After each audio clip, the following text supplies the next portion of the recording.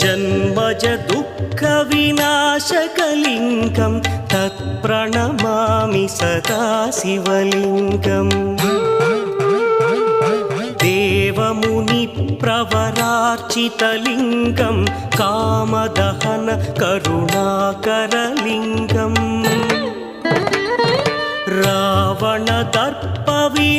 रावणदर्पविनाशकलिङ्गं तत्प्रणमामि सदा शिवलिङ्गम्